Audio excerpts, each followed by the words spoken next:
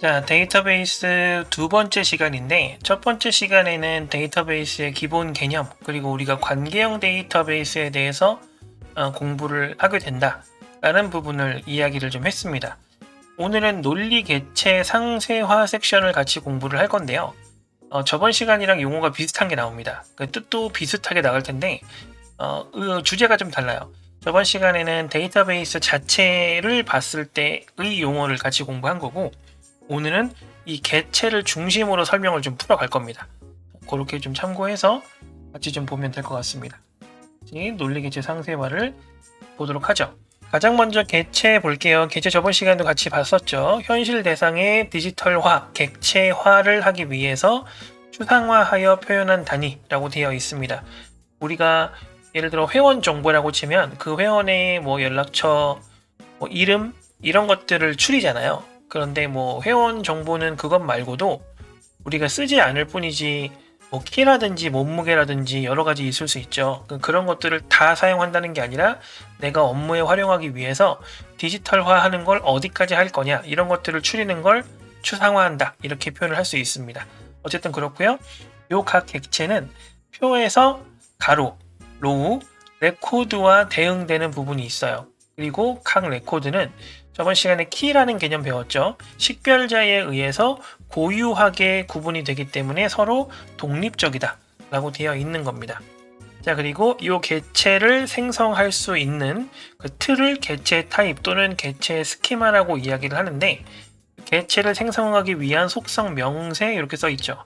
그냥 어려우니까 테이블이라고 알고 계시면 돼요. 보통 우리가 빈 테이블 이렇게 생각하시면 됩니다. 테이블이 이렇게 비어 있으면은 이 부분은 비어 있는데 여기에는 뭔가 써 있죠. 이름, 학번, 국어, 영어, 수학, 합계, 순위 이런 것들 써 있잖아요. 그 틀 자체를 개체 타입이라고 한다. 이렇게 생각하시면 조금 편합니다. 어쨌든 그렇고, 자, 그리고 관계 형성의 단위라고 되어 있죠. 이 테이블과 테이블 사이에 관계가 맺어지는 거다. 그렇게 보시면 될 것 같습니다. 개체 타입도 이제 이름이 필요할 텐데 웬만해서는 약어를 안 쓰는 게 좋고, 그리고 고유한, 그리고 단수의 명사를 사용하는 게 좋다. 이렇게 써 있습니다. 생각해보면 당연한 얘기고요. 헷갈리지 않게 명확하게 써라. 그런 얘기죠. 자, 그리고 속성. 속성은 요 개체 타입의 요 하나하나의 요소를 이야기합니다. 자, 개체의 특성. 가장 작은 단위라고 할 수 있고요. 각각의 속성은 서로 순서가 없어요. 우리가 편의상 학번이라든지 이름을 먼저 쓰고 하게 되지만 그게 꼭 왼쪽에 와 있어야 된다 그런 개념은 없습니다. 순서는 없다 라고 알고 계시면 될 것 같고요. 이 속성이 종류가 굉장히 다양하게, 분류가 굉장히 다양해질 수 있습니다. 자, 특성에 따라서는 기본 속성, 설계 속성, 파생 속성 이렇게 써 있는데 책에는 조금 더 자세하게 나와 있죠. 개념만 잡고 넘어가면 괜찮을 것 같아요. 자, 기본 속성은 우리가 이제 위에서 추상화를 하고 이것저것 한다고 했잖아요. 그걸 통해서 만들어진 속성을 이야기하는 거고요. 그 다음에 설계 속성은 이 표를 설계하면서 이런 것들은 이렇게 추가를 해야겠다 라든지 아니면은 조금 오른쪽 두 글자만 추가를 해야겠다 이런 식으로 변형이 될 수 있잖아요. 그런 것들에 대한 게 설계고요. 그 다음에 파생은 기존 속성에서 새롭게 추가된 거예요. 기존 속성에 있는 데이터를 가지고 새로운 데이터가 추가될 수 있죠. 그런 것들로 인해서 파생되는 것들. 예를 들면 나이라는 속성이 있는데 그 나이라는 속성을 통해서 성인인지 또는 미성년인지를 구분할 수 있죠. 근데 원래는 성인인지 미성년인지까지 구분할 수 있는 데이터가 원래는 없었어요. 근데 새롭게 이렇게 구성하면서 파생되는 거죠. 이런 것들을 이제 파생 속성이다 이렇게 할 수 있다는 얘기죠. 자, 그리고 구성에 따라서는 일반 속성, 기본키 속성, 외래키 속성 이렇게도 부를 수 있다 라고 하는데 우리가 가장 많이 쓰이는 게 아마 요걸 겁니다. 그 다음에 관계 스키마라고 나오는데 우리가 배우게 될 데이터베이스 종류가 관계 데이터베이스, 관계형 데이터베이스라고 했잖아요. 그러니까 당연히 데이터 간에 관계를 맺게 되는데 그 관계를 맺는 어떤 여러 가지 제약사항이라든지 그런 것들을 관계 스키마라고 이야기를 합니다. 자, 그런데 관계를 맺게 되면 데이터가 단독으로 쓰일 때보다 당연히 구조가 복잡해질 수밖에 없어요. 그래서 이 복잡해진 구조를 단순화시키기 위해서 이 스키마를 변환하는 겁니다. 보통 스키마 변환은 테이블을 쪼개는 걸 의미한다고 보시면 돼요. 그래서 그렇게 분리하는 거죠. 그런데 분리할 때 중복이라든지 데이터가 손실된다든지 독립적인 관계성을 가져야 된다든지 이런 것들을 좀 고려를 해야 된다 라고 써 있는 건데, 자, 요거 한 단어로 표현하면 뭐죠? 무결성이죠. 데이터가 결함이 없도록 분리를 해야 된다, 그 뜻입니다. 그렇게 정리를 좀 하면 될 것 같고, 자, 그리고 아래쪽에 식별자 나와 있습니다. 식별자, 개체를 유일하게 구분할 수 있는 결정자. 우리 저번 시간에 키라는 개념에 대해서 배웠죠? 자, 그거 이야기하는 겁니다. 자, 근데 키는 보통 실제 테이블에서 사용을 하고요. 실제 관계 구조에서 이 식별자라는 개념은 훨씬 더 넓은 의미예요. 그래서 이 식별자의 의미가 뭐 주 식별자, 보조 식별자, 내부, 외부, 단일, 복합, 원조, 대리 뭐 이렇게 나와 있는데 여기 써 있죠? 그렇게 중요하지 않습니다. 요거는 패스할게요. 실제로 요거에 대한 설명으로 문제가 나오지도 않고요. 여기까지 접근을 하지 않아요. 보통 문제가. 그렇기 때문에 여기서 가볍게 보고 넘어가면 됩니다. 아시겠죠?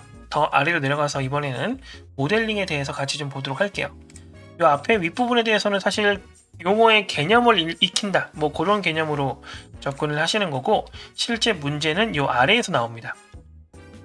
데이터 모델링부터 천천히 볼게요. 데이터 모델링은 데이터 모델을 만드는 과정을 이야기하는 거고, 데이터 모델이라는 거는 이 데이터가 어떻게 구성되어야 하는가를 의미하는 겁니다. 그래서 데이터 모델링은 데이터 설계라고도 할 수 있는 거예요. 어쨌든 현실의 추상적인 개념을 다시 명확하게 디지털 구조로 변환하는 걸 모델링이라고 한다 라고 되어 있습니다. 자, 그래서 데이터 모델의 구성 요소가 세 가지 나와 있죠. 이 엔티티, 자, 이건 개체 또는 실체 이렇게 생각하시면 되고, 그 다음에 애트리뷰트, 요거는 속성, 릴레이션십은 관계죠. 이렇게 데이터 모델을 구성하는 요소입니다. 개체, 속성, 관계 이렇게 구성이 되는 거고요. 그리고 데이터, 요 문이 조금 헷갈리는데 데이터 모델의 표현 요소 하고 여기 데이터 구조라든지 연산, 그 다음에 제약상 이렇게 나와 있는데 요 두 가지가 조금 헷갈리죠. 만약에 문제로 나온다고 하면은 보통 데이터 모델의 구성 요소, 데이터 모델의 표현 요소로 이제 옳지 않은 것 이렇게 나올 거란 말이죠. 그러면 내가 알고 있는 거랑 매치하기가 조금 어려운데 어쩔 수 없습니다. 요거는 구분해서 외워주실 수 있으셔야 돼요.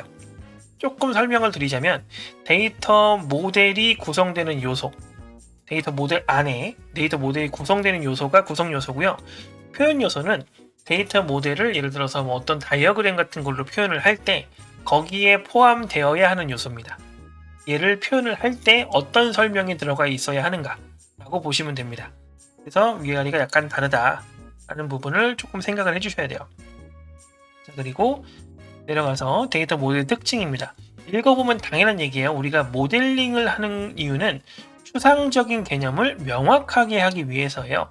명확하게 하게 되면 오해가 줄어들고, 그러면 데이터에 대한 오해가 줄어들면 데이터를 좀 더 정확하게 쓸 수가 있고요. 그러면 당연히 데이터 무결성을 또 지킬 수가 있겠죠. 그러니까 이 특징, 데이터 모델링에 대한 특징은 깔끔하고 긍정적인 단어일 수밖에 없습니다. 정확하게 이해할 수 있고요.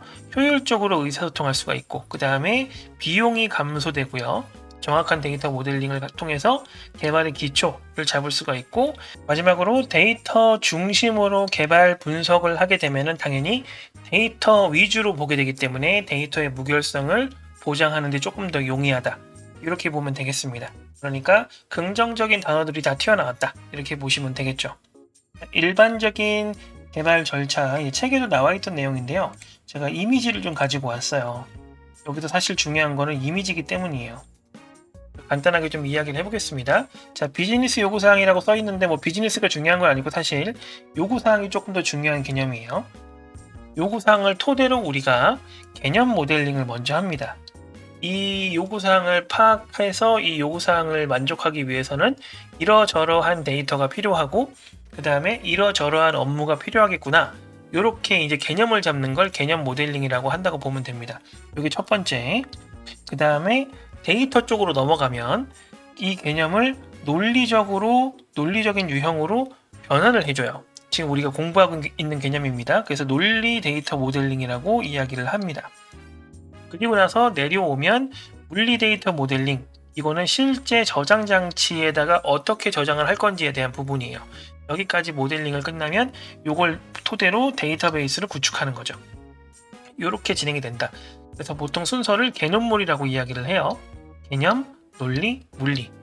자, 이 순서인데 개념, 논리, 물리가 조금 말이 너무 어려우신 분들이 있어요. 이 처음 접하는 분들은 그럴 수 있죠. 자, 제가 조금 쉽고 유치하게 설명을 드리자면 개념 모델링은 생각이에요. 예를 들어서 친구가 너무 얄밉게 장난을 쳐서 저 친구를 꼬집어야겠다, 이렇게 생각을 하는 게 개념 모델링입니다. 자, 그러면 꼬집으려면 어떻게 해야 되는지 이제 고민을 하는 거죠. 내 오른손으로 이 상대방의 친구의 왼쪽 볼을 이렇게 두 손가락으로 꼬집어야지 라고 생각하는 게 요게 논리 데이터 모델링이에요. 논리. 개념은 생각만 하는 거고 논리는 어떤 식의 계획을 정확하게 짜는 거죠. 자, 그럼 물리는 뭐냐면 실제로 요거를 하면서 다듬는 거예요. 실제로 이 친구의 왼쪽 볼을 오른쪽 손으로 꼬집으려고 이렇게 딱 갔더니 친구가 손으로 딱 막아요. 그럼 어떻게 해요? 왼손을 써서 이제 꼬집으면 되죠. 요게 실제로 이제 구현되거나 저장될 때 실제 거기에 적용되어야 할 부분인 거죠. 자, 아래쪽에 개념물에 대해서 간단하게 좀 정리를 해놨어요. 개념 데이터 모델링은 가장 상위 수준의 모델링이고요. 데이터 구조의 골격이라든지 주요 업무를 분석하는 단계입니다. ER 다이어그램을 사용해서, ER 다이어그램은 조금 이따 배울 겁니다. ER 다이어그램을 사용해서 DBMS로부터 독립적으로 표현할 수가 있어요. 이거는 내가 생각만 하는 거예요. 구상만 하는 거기 때문에 실제 데이터가 어떻게 적용되는지는 지금은 고려할 단계가 아닙니다. 그렇기 때문에 어떤 실제 데이터베이스를 어떻게 구성을 하니까 나는 이렇게 생각을 해야지, 이렇게 고민할 필요가 없다는 거예요. 그냥 자유롭게 내가 생각을 한다 라고 생각을 하면 되겠죠. 자, 그 다음에 이 개념을 가지고 논리 데이터 모델링을 하게 되는데, 자, 여기 괄호를 쳐놨죠. 보통 논리 데이터 모델링은 논리를 빼고 말하는 경우가 많습니다. 그렇기 때문에 데이터 모델링은 논리 데이터 모델링을 말한다 라고 보면 훨씬 더 좋아요. 어쨌든 모든, 주요가 아니라 모든 업무 데이터 및 규칙을 구체화시키는 단계입니다. 그래서 이제 데이터베이스 형태도 뭐 계층으로 갈 건지, 네트워크로 갈 건지, 관계로 갈 건지 이런 것도 결정하고요. 그 다음에 개념적인 구조를 논리적인 구조로 변환을 하고요. 그리고 실제로 DBMS 데이터베이스에 적용이 가능하도록 이제 맞춰가는 단계라고 보면 되겠죠. 자, 요때 정확하게 해야 돼요.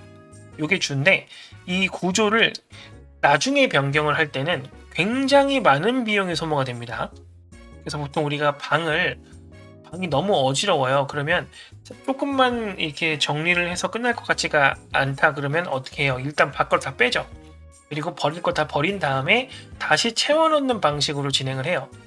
이게 훨씬 더 이제 효과적으로 될 수 있잖아요. 대신에 많은 체력을 소모하죠. 그게 이제 비용이라고 생각하시면 됩니다. 그래서 구조 변경은 많은 비용을 소모하기 때문에 이때 잘 해야 된다, 그런 얘기예요. 그리고 이제 독립적이고, 이 독립적이라는 얘기는 아직은 목표하는 데이터베이스에 독립적으로 설계를 할 수가 있다는 뜻입니다. 그리고 이제 정교화, 여기서 정교화라는 걸 적용하는데 정교화가 뭔지도 나중에 배울 거예요. ER 또 나왔죠. 아직은 이 ER 다이어그램 같이 어떤 이 도표 같은 걸 통해서 구체화를 하는 단계입니다. 아직 실제로 저장을 하는 단계는 아니기 때문에. 그 다음은 이제 물리 데이터 모델링이에요. 물리 데이터 모델링은 마지막이에요. 논리 모델을 실제 데이터베이스에 적용할 수 있도록 테일러링, 이게 다듬는다는 뜻이에요. 테일러링이 중요한 건 아니고요. 다듬는다. 그래서 목표하는 데이터베이스에 적용될 수 있도록 목표하는 데이터베이스에 맞춰서 설계를 하기 때문에 종속적인 설계다 라고 이야기를 하는 겁니다. 그래서 한 과목 후반에 자세하게 배우게 될 거예요. 아마 책에는 이 단계가 안 나와 있을 겁니다. 근데 이제 이미지에 나와 있으니까 거기에 맞춰서 제가 설명을 드린 거예요. 어쨌든 이 개념물 순서로 작성을 하고 개념물이 각각 뭔지를 간단하게 설명을 드린 겁니다. 문제에 종종 나와요. 자, 마지막은 관계입니다. 논리 개체의 관계 정의라고 되어 있어요. 관계라는 건 둘 이상의 개체 간의 의미 있는 연결 상태, 뭐 이거는 알고 있는 개념이잖아요. 그거를 조금 말로 어렵게 표현을 한 거고요. 관계는 존재뿐 아니라 행위에 의한 관계도 설정을 할 수가 있다 하고 이제 책에는 예시도 나와 있는데 사실 뭐 예시가 크게 중요한 건 아니고요. 그리고 관계는 1대 다, 1대 0, 1대 1 뭐 이런 관계로 표현을 합니다. 책에는 조금 더 자세하게 나와 있죠. 1대 다가 있고 뭐 1대 1이 있고 1대 0, 5월 1대 1 뭐 이렇게 설명 쭉 나와 있는데 뭐 읽어보면 사실 어려운 개념은 아니라서 그렇게 좀 갈 수 있다 라는 부분인데, 일단 여기서 특이점은 1대 뭐뭐로 이제 시작을 한다는 거예요. 다 대 다, 뭐 0대 1 이런 게 아니라 다 1대 어쩌구로 시작을 하고 있죠. 요게 왜 그런지는 우리가 저번 시간에 관계형 데이터베이스 공부할 때 네트워크형 데이터베이스라든지 그런 거 보면서 그 우리가 잠깐 언급됐던 부분이 있어요. 다대다 관계는, 그러니까 다대다니까 n 땡땡 m 뭐 이런 걸 얘기하는 겁니다. 다대다 관계는 구현이 굉장히 어렵고 사람이 이해하기가 어렵습니다. 사용하기도 번거롭고요. 보통은 이 다대다 관계를 쪼개서 1대 다 관계로 만드는 게 일반적입니다. 그렇기 때문에 우리가 배우는 관계도 1대 뭐뭐 이런 식으로 진행을 하는 거죠. 어쨌든 그렇고요. 관계라는 건 업무의 맥락에 따라 달라집니다. 그래서 항상 어떤 데이터다라고 하면 이 데이터는 무조건 1대다 관계야 이런 개념이 아니고요. 내가 어떻게 이제 관리적인 측면이라든지 아니면 보안을 유지해야 되는 측면이라든지 여러 이 업무 맥락에 따라서 똑같은 데이터도 어떤 사람은 이제 1대1로 표현을 할 수도 있고요. 어떤 사람은 1대 다로 표현을 할 수도 있고 뭐 그런 겁니다. 그래서 문맥을 통해서 맥락을 통해서 그 상황을 파악을 해야 되는 거예요. 그래서 조금 어려운 거죠. 어쨌든 그렇습니다. 자, 여기 밑에 또 나와 있죠. 다대다 관계는 구현이 불가능하기 때문에 새로운 관계나 업무 규칙을 통해서 1대 다 관계로 변환을 해야 된다. 이게 아까 제가 말씀드린 부분이에요. 마지막으로 관계의 종류입니다. 관계의 종류는 일단 속성 관계와 개체 관계가 있는데, 속성 관계는 개체 안에 있는 속성끼리의 관계를 얘기하는 거고, 개체 관계는 개체하고 개체끼리의 관계예요. 뭐 이렇게 표현을 하면 될 것 같고, 뭐 크게 어려운 내용은 아니고, 중요한 건 아래쪽. 첫 번째로 종속입니다. 종속은 말 그대로 주종 관계를 표현하는 거예요. 한쪽에 어디에 이제 속해 있다 뭐 그런 개념인데, 식별과 비식별이 있어요. 요 식별은 식별자라는 개념이고요. 식별자는 키하고 같다 그랬잖아요. 그래서 식별 관계는 외래키가 기본 키에 포함된다. 요게 포인트고요. 그 다음에 비식별 관계는 외래키가 기본 키가 아니다 라는 거예요. 그래서 기본 키에 포함이 안 되면 비식별, 포함이 되면 식별, 이렇게 생각을 하면 되겠습니다. 이 관계를 통해서 이 데이터를 고유하게 식별할 수 있냐 없냐를 이야기하는 거예요. 두 번째는 중복 관계인데, 중복 관계는 개체 사이에 둘 이상의, 이 둘 이상의 포인트죠. 둘 이상의 종속 관계가 발생을 했을 때 이제 요걸 중복 관계라고 이야기를 하는데, 이거는 표현도 어렵고요. 실제로 사용하지도 않기 때문에 이건 책에서도 웬만해선 쓰지 마세요라고 써있죠. 그러니까 이런 것들은 그냥 둘 이상의 종속 관계가 발생했다 정도까지만 파악을 하고 계시면 되고요. 자, 그 다음에 재기는 자기 자신을 다시 한번 참조하는 관계라는 거예요. 성능에 좀 영향을 미칠 수 있기 때문에 조심해야 된다 뭐 이렇게 써있는 건데, 책에 나와 있죠. 이 사원 번호가 다시 한번 이제 쓰이는 경우에요. 데이터가 똑같은 데이터가 이런 것들을 자기 자신을 다시 참조한다 그래서 재기 관계라고 이야기를 하고요. 그 다음에 상호 배타적, 요게 조금 말이 어려운데, 상호 배타적 관계는 하위 개체 중 하나와 통합이 되는 거예요. 근데 요 통합될 수 있는 요소가 여러 개가 있는 거죠. 그래서 그 중에 하나로만 같이 묶어서 관계가 되는 거죠. 그래서 책에 보면은 교통비랑 그 다음에 주차구역 이렇게 되어 있죠. 그래서 신입사원이 딱 들어왔을 때 이 사원이 차가 있어요. 그러면 주차구역을 제공해주고 교통비는 안 주는 거예요. 그런데 이 사원이 차가 없으면 대중교통 뭐 지하철 이런 걸 타고 다녀야 되잖아요. 그러면 주차구역은 이 사람한테는 의미가 없죠. 그러니까 주차구역 안 주고 교통비만 지원을 해주는 거죠. 이런 식으로 둘 중에 하나와 합치는 관계, 이게 상호 배타적인 관계, 아크 관계다 이렇게 이야기를 합니다. 그래서 이 관계의 종류랑 그 다음에 이 모델링 단계, 요거에 대해서 좀 공부를 집중적으로 해주시면 되겠다. 뭐 그런 얘기가 되겠죠. 자, 다음 시간에는 논리 ER 다이어그램에 대해서 같이 좀 이야기를 해보겠습니다. 자, 오늘은 여기까지 할게요. 고생하셨습니다.